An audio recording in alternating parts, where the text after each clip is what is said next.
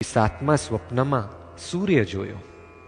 આ સૂર્ય અંધકારનો નાશ કરે છે, તેજથી જાજ્વલ્યમાન રૂપવાળો છે.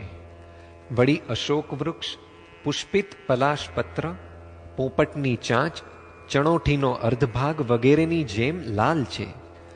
કમળના વનોને વિકસિત કરીને શોભાવતો, મેષાદી રાશિઓમાં સંક્રમણ કરવા વગેરેથી જ્યોતિષ ચક્રના લક્ષણોને જણાવતો, આકાશમાં પ્રકાશ કરતો, હિમના સમૂહનો પરાભવ કરતો, ગ્રહોનો નાયક, રાતના વિનાશનું કારણ, ઉદય અને અસ્ત વેળાએ એક મુહૂર્ત સુખેથી જોઈ શકાય અને બાકીના સમયે દુઃખેથી જોઈ શકાય તેવો, રાતે ખોટા કામ કરનારા ચોર વગેરેના પાપ કાર્યોને અટકાવતો, ઠંડીનો નાશ કરતો, પોતાના 1000 કિરણોના પ્રકાશથી દીપ્ત શેષ ચંદ્ર તારા વગેરેની શોભાને હરતો, મેરુગીરીની ચારેય દિશાએ પરિભ્રમણ કરતો અને વિશાલ એવા સૂર્યને તૃષ્ણા માતાએ જોયો.